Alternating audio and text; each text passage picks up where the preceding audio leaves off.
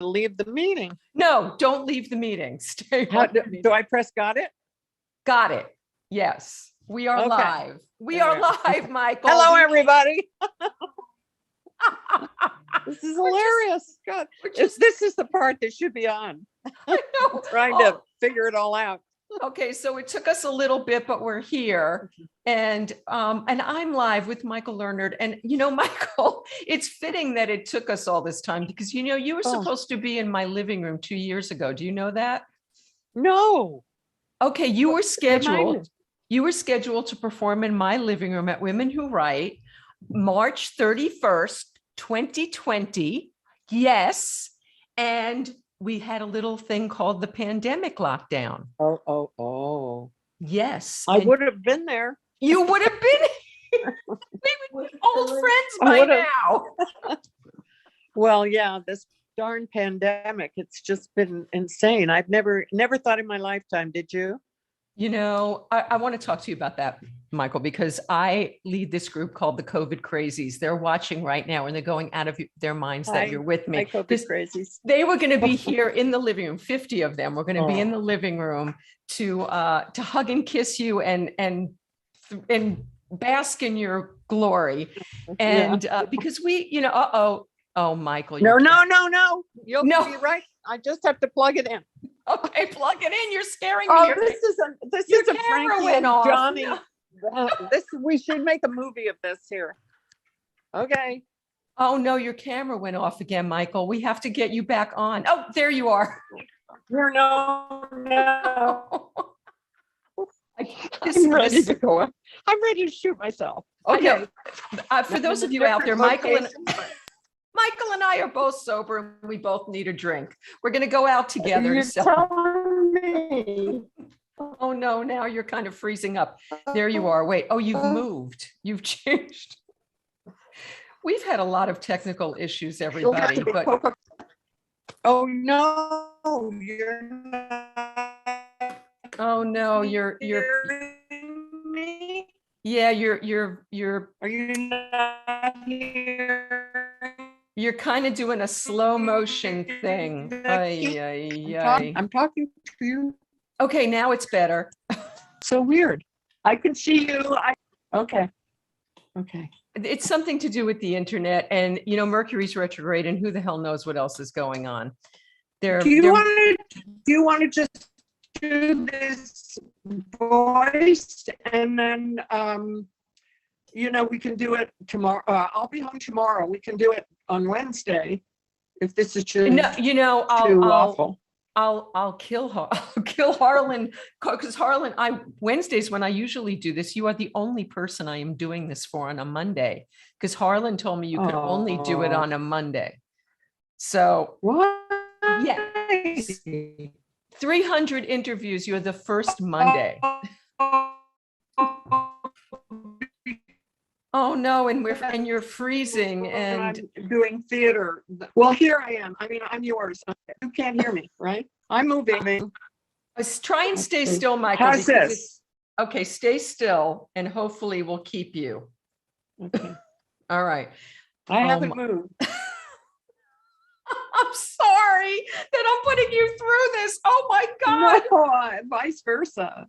I have so much that I want to talk to you about. And I was told I only have you for 45 minutes. I'm actually speaking at a meeting. You can have me for 2 hours if you want. Well, the only problem is working. Because Harlan told me I only had you for 45 minutes. So I'm speaking at one of those meetings that we go to at 6 o'clock. So okay. But I understand. But you know what? I'm going to have you back. You're going to come back, right? So, okay. I promise. And it'll be from home on my computer. So it'll be fine.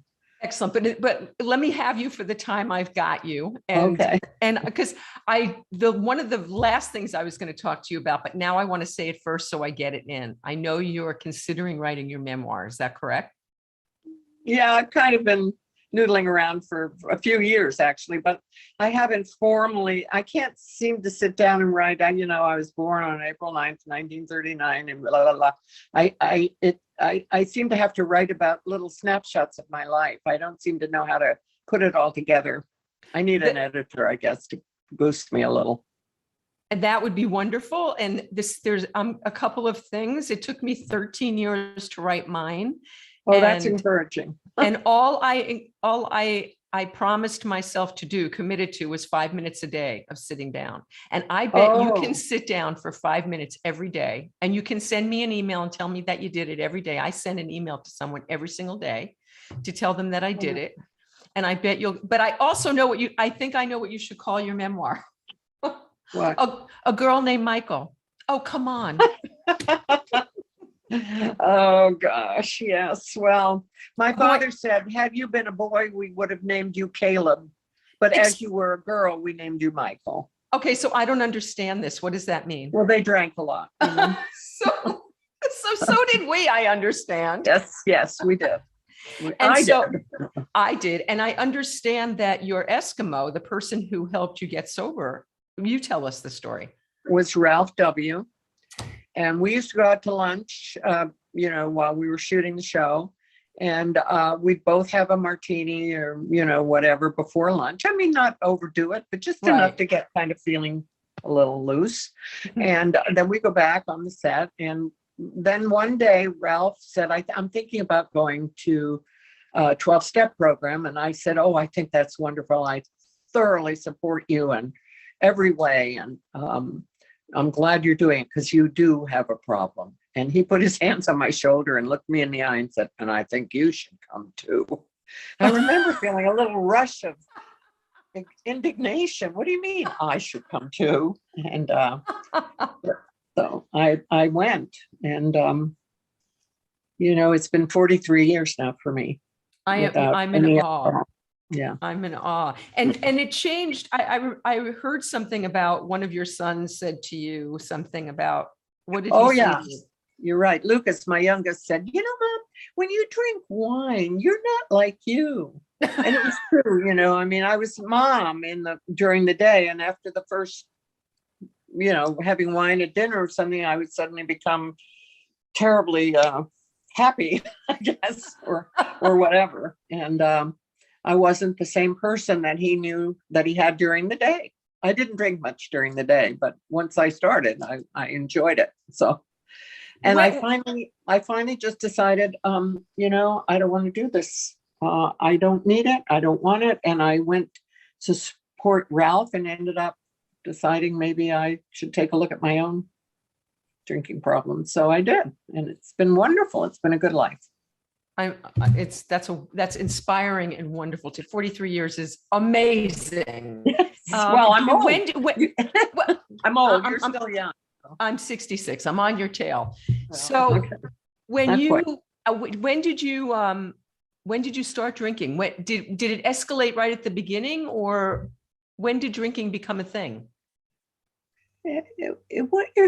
Luckily for me, if we're going to talk about it, luckily for me, it never was something, except for my youngest, who said, when you drink wine, you're not like you. It wasn't something. I had a wonderful housekeeper who's lived with us, and she said, I never saw you. Well, she didn't, because she was in bed by the time, my fourth drink. But luckily, I didn't have to go down as far as a lot of people have to go. I got off the train at the first stop. Let's put it that way. Didn't have to go 10 stops. I just didn't like. I didn't like going to bed, sort of loosely bouncing off the walls. And I was drinking alone because I had never done that before. But when I was came out to Hollywood, I was really lonely. I was staying in a motel. I had no money. And I had a Raggedy Ann doll and a bottle of bourbon, and so I'd do what I had to do during the day, but then I'd come home and start pouring myself a drink. And then I'd kind of get a little, I was thin in those days, and so I didn't eat much. And I just get kind of a little thing. And one morning I woke up and I thought, I got to do something about this. It didn't feel right for me. And did it get in the way of your 43 years, and I'm grateful. I'm so grateful. I'm sorry. Did it get in the way of your career? I mean, from what I heard, you were a little hungover when you did the screen test for the Waltons. Is that true? I was. It worked in my favor, actually. I think because I was supposed to look older, and I was 32, and they were looking for somebody in her 40s, and so it worked in my favor, I think. But I was a little hungover. I wasn't drink. I hadn't been drinking that morning or anything, but I was hungover from the night before, and it was okay. And it was really a nice audition because Richard and Ralph auditioned with me. So there was the chemistry from the two of them. They were easy to love. And then the whole thing transformed my life, in every way. Being with Ralph and going through his sobriety and then getting my own, it turned my life around. Yeah. And did you guys kind of fall in love a little with each other? Yes, of course. I adored him. And but we knew that we had to kind of be careful that we shouldn't take it to the next step, that we should just be loving friends. That chemistry between us was real, but we were smart enough to know not to go the whole way, and we didn't.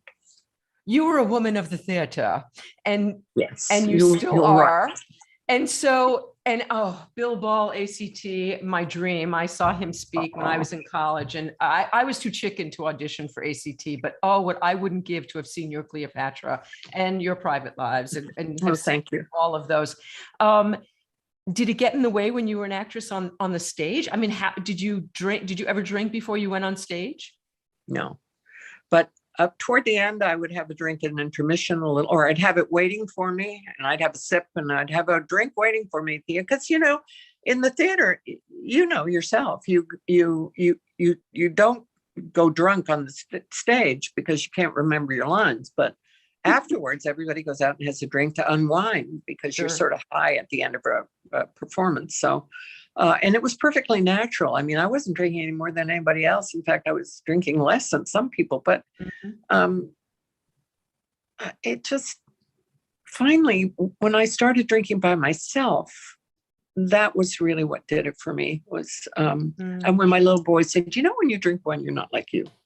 And that did it. And then Ralph, supporting Ralph, and then seeing that I was the one that had a problem as well. That was really a turn point for me. And it was wonderful. 43 years ago, it was really 50 years ago, but I had a little period where I was drinking a glass of wine. So I had to start over. And that's what I did. Good for you. So another part of that I wanted to ask you about, because for myself as an addict and an alcoholic, I was a liar, cheater, stealer before I got sober. And I heard a story about, that reminded me of a story of my own, where you got some candy money when you were a little girl. How'd you get your used to steal? Yes, I was a thief. I wasn't even drinking. I was just a little thief. I'd sneak into my parents' bedroom because they slept a little later.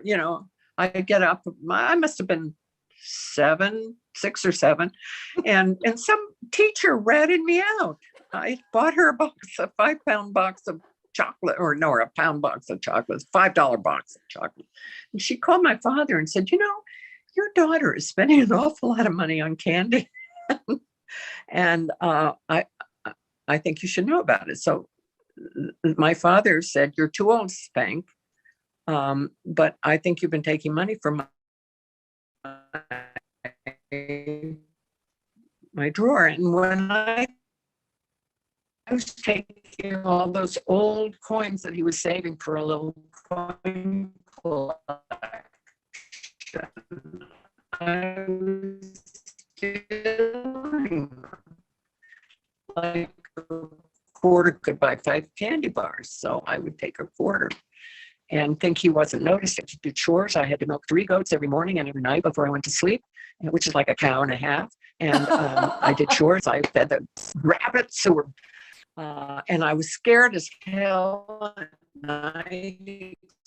Excuse my language, going up to the barns, so dark and so dark. And but I now and paying my father to keep the money after I paid him back.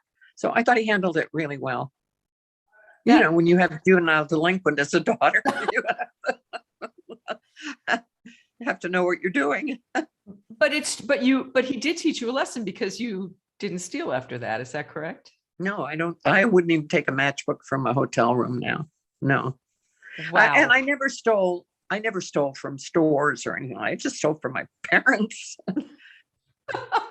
I did the same thing and I got scared straight myself, but I did. I used to take from my mother's wallet and then she set me up and I got caught and I was so mortified that I never did it again. It was horrible. What made her set you up? How did she know? She must have guessed that money was disappearing.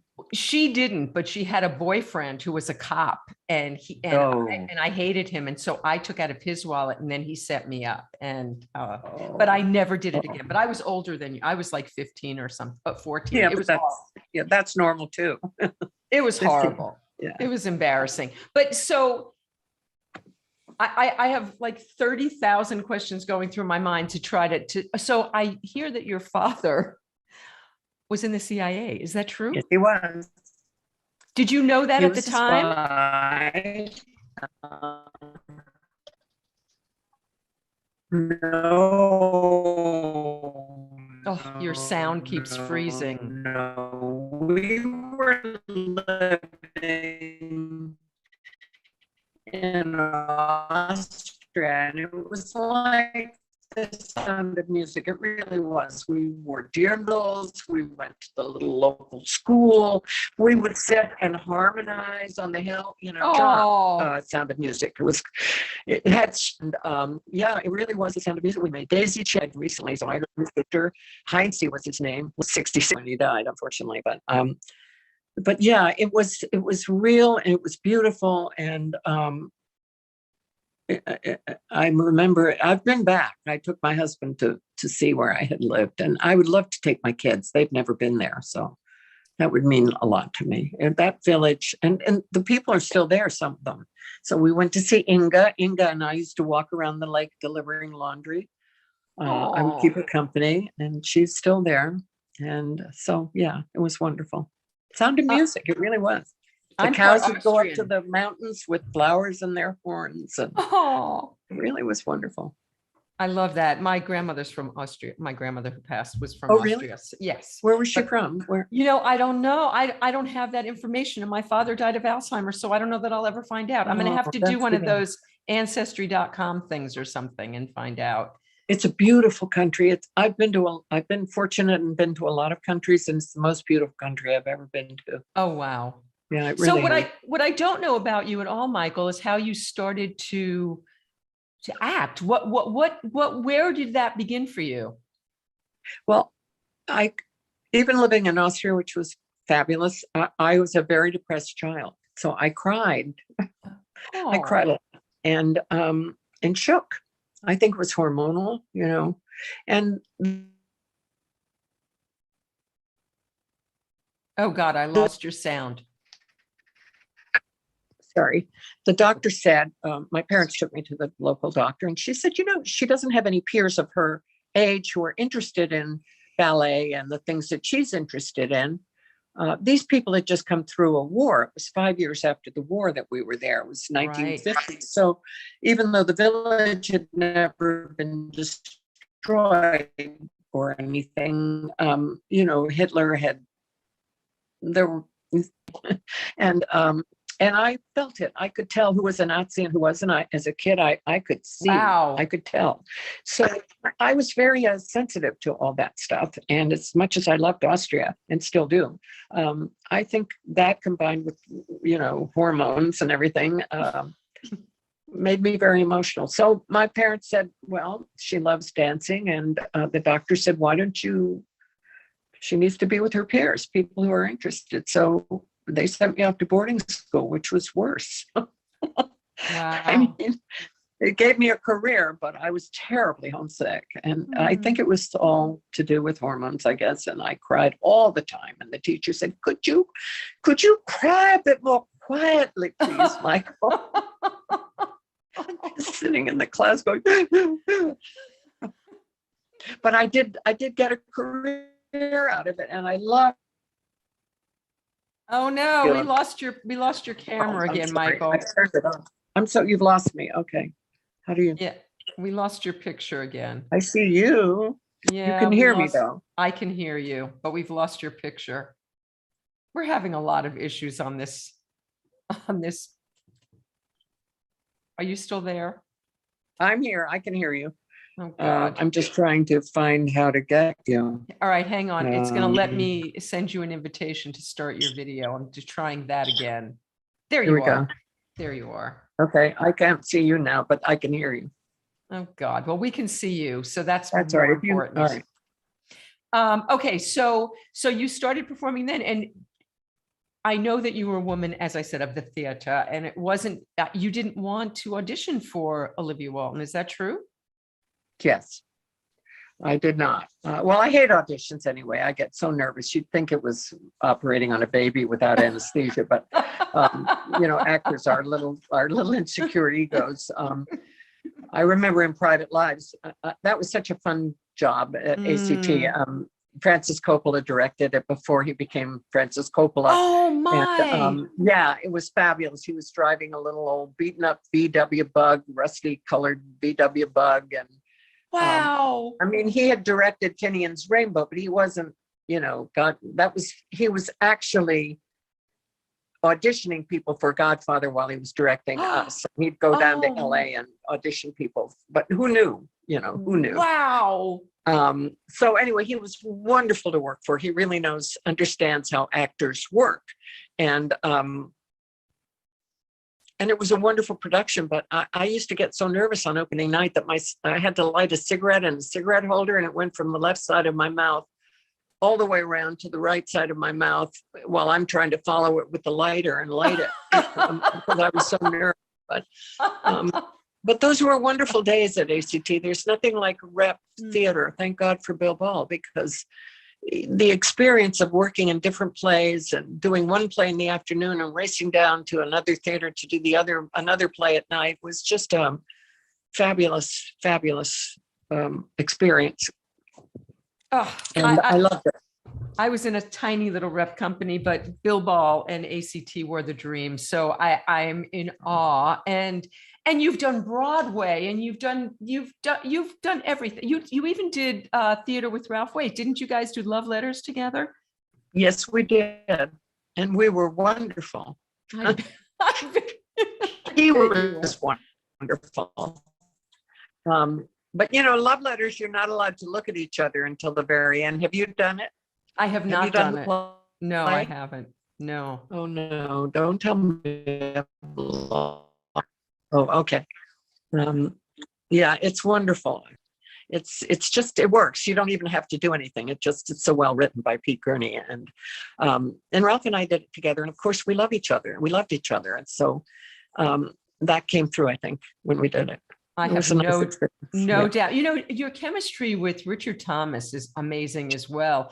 I've just seen real life pictures of the two of you together, forget as mother and son, but in real life, you had a beautiful, sizzling chemistry with Richard that when you both accepted your Emmy Awards and the way you looked at each other, it was just beautiful.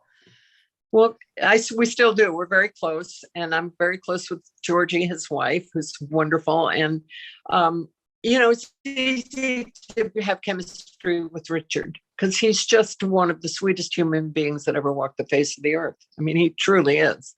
I told Georgie it must be very hard to live with such a nice guy. Oh, but then did you watch him in Ozark? Did you watch Ozark? No, I haven't seen Ozark. I saw one episode, I think, and I don't know why I haven't seen more. But Richard plays one of the most horrifying people on the planet in the last season of Ozark. Oh my God, he's good at that. I saw him do something on in the theater, and he was really horrible. I didn't even recognize him. Actually, he was so good. I didn't know it was Richard, and then of course I knew, but. He's a wonderful actor. I think because, I don't know if it's because of John Boy or what, but I don't think the world has our country has acknowledged him as one of the great actors in America. He can do anything. Well, maybe that'll come to him now. I just saw that he's doing To Kill a Mockingbird. Yes, he is. And maybe he'll get that recognition that he deserves now. I'm going to say, well, yeah. You don't get it from touring. I don't know. But anyway, maybe after, they only appreciate us after we're dead. Oh, God. Well, I hope that's not true of you. You are so adored. I cannot tell you, when I posted that you were going to be on the show, so many people got on the thread and said how Oh, you have gotten them through the pandemic. That so many of the women, Linda Apsey, for one, who's on now, my photographer, said that she watches the Waltons every day through this whole pandemic, and that has filled her through this horrible time with oh, love. that's bringing me to tears, honestly, because it was such a gift and I didn't appreciate it at the time. I didn't realize, I said, I couldn't understand. The first Emmy I won, I went with my son, Chris, and I had a ball. I had a Bill Blass dress and the Ooh, makeup and the hairdresser on the show they were all excited. They did my hair and my makeup. you looked And gorgeous. it was all so exciting and new. And I had no thought in the world that I would ever have to get up there and thank anybody, because I wasn't going to win anything for pouring coffee. And when I won, I still remember the expression on my son's face. These eyes of his just got big as plates. And we looked at each other like, can this be real? And then I had to go up and thank everybody. And after that, it was nerve-wracking, because then you're sitting there and thinking, oh God, I hope. But it was so excited. It was such a going in the limo, all of that was brand new. And because you don't have that in theater unless you're maybe doing Broadway or something, but you certainly in rep, there are no limos or anything. And as you know, and so it was a big thrill. And I don't mind talking about what a thrill it was. I certainly wasn't blasé about it at all. Did you get insulted that they were asking you to play Richard Thomas's mother when you were only 11 years older than him? I know. Well, it was the Appalachians, how it is in the country. No, but I do tend to be frumped down all the time. And now that I'm old, I would like them to dress me up a little bit, but you wait till you see Monster, the Jeffrey Dahmer story. They got me all in a really nasty wig, and it's not a nasty wig. It was a good wig, but it wasn't. Exactly. Let's talk about that. I've heard that Monster is only a working title. It might be called something else, the Jeffrey Dahmer story. Now, did you film that during the pandemic? I guess we did, yeah, because it was this year, so yeah. And how did the pandemic impact you, Michael? Because for one thing, you were supposed to be in my living room March 2020. Did you lose work because of the pandemic? Were you scheduled to do things? I bet you were. I'd like to say that, but I don't know. Maybe. I mean, let's say yes. Maybe there's all kinds of stuff out there I could have been doing. But no, I don't think I lost work because of the pandemic. But it was weird because we all had to be vaccinated, of course. And right. But I don't remember us wearing masks on the set or any of that. I guess some of the crew sometimes did, but it was all very, I don't know, casual. It shouldn't have been, I suppose. But I'm up here now in North Carolina, or down in North Carolina, and nobody's wearing masks here. Yeah, they're not wearing them in like LA LA. either. If your mask is below your nose in LA, people will get on you if you're not anymore. Not anymore. Nobody's wearing a mask in LA. No, it's terrifying. Good. It's good. So you're not COVID crazy. You're COVID casual. Well, I've had my shot, so I assume if I get it, I won't die. I mean, I suppose I could, but I don't think that's what's going to take me out is COVID. And hopefully now people will get vaccinated, and it won't be the death sentence that it has been for older people, not for young people, but for older people, it has been a death sentence. But they usually had other issues as well, I think.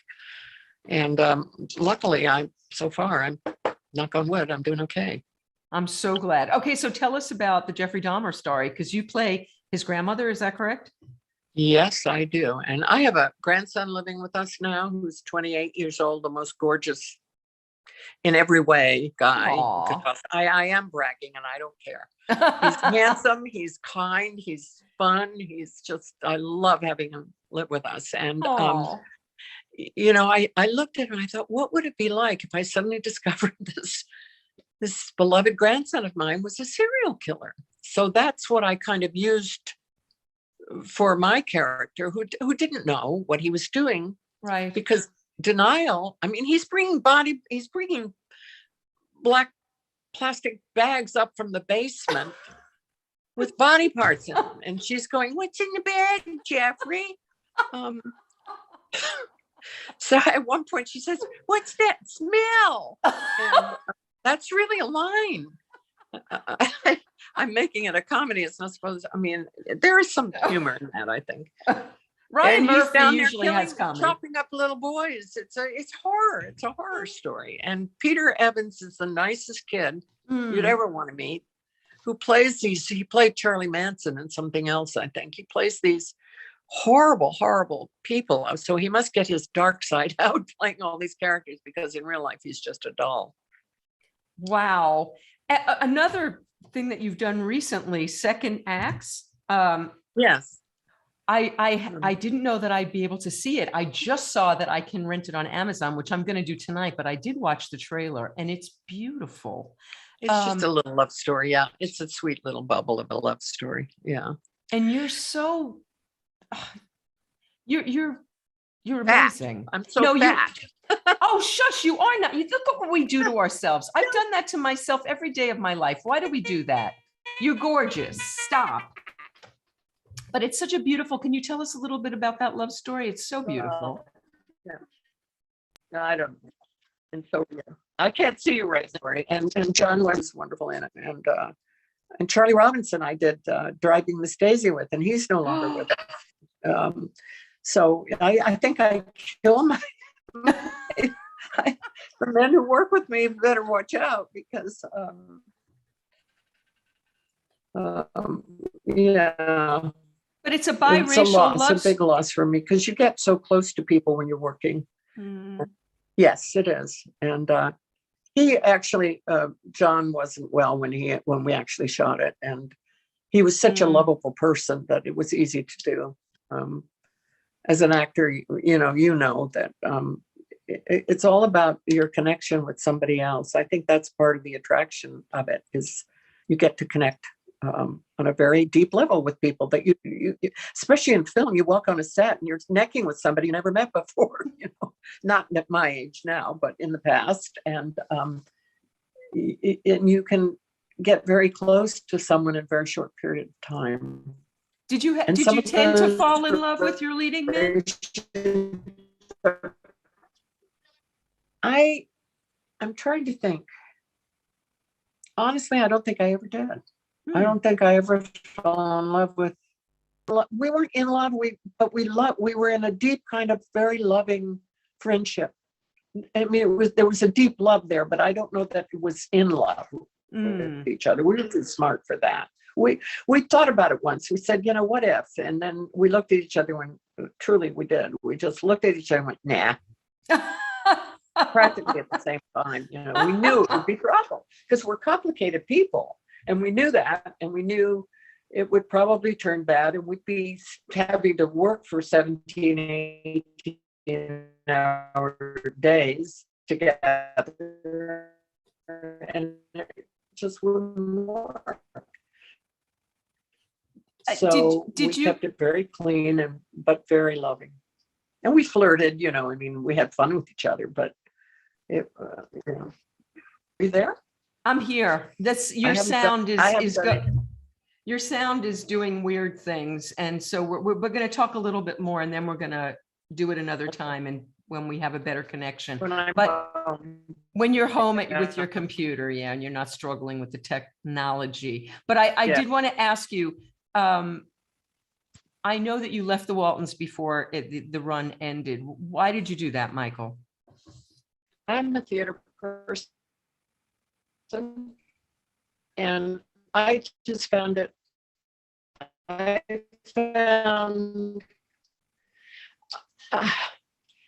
had enough money.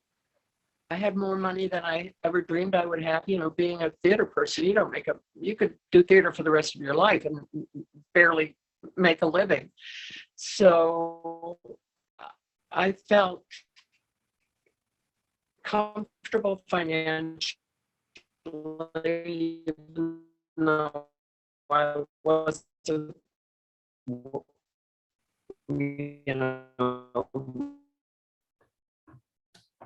rolling in dough, but I felt comfortable. We can't hear you. This is so frustrating. Your sound is I would have distorted. been paid an awful lot of money if I stayed, but I really felt, frankly, I was bored, frankly. The kids were grown, and I'd been with it for 8 years, and it was enough. It was very emotional when I left. I mean, I have a picture, I should post it, of my last day on the set, and I wept. Michael, the I don't know sound, what to do about that. How's this? our sound is, we can't hear you. You keep getting sort of distorted. Can you hear me? Yes, I'm here, but we're having trouble hearing you. Here's my suggestion, Michael. This, you're too Hello? important. Can you hear me? Hello, hello. Can you hear There me? you are. Okay, we haven't heard half of what you've said because the Can sound you is, hear me now? no, the sound is getting all distorted. Here's my thinking. Okay. You're too Can you hear important. me now? I can hear you fine. Can you hear? Yeah, Yes. but it's going in and out. So this is my suggestion. My suggestion, because you're too important to me and to everyone watching, to have this interview be so frustrating, because I want to have a free-flowing conversation. We're having trouble hearing you. So Okay. can we reschedule this, and then we will be able to have a more relaxed and wonderful time. Okay. I'm sorry, Vicki. Don't Can be you hear sorry. me? Can you hear me say sorry? Yeah. I can hear you Um, say sorry, and I don't want you to be sorry, and I appreciate you doing this I've so enjoyed much. talking to you. So I'll be home tomorrow. I'll have my own computer. And anytime you want to schedule it, I'll get up at 6 a.m. if you want, I promise. I love you. Thank you so much for doing this, Michael. Thank you. And And I apologize. we will talk again soon. Thank you. Promise. Okay.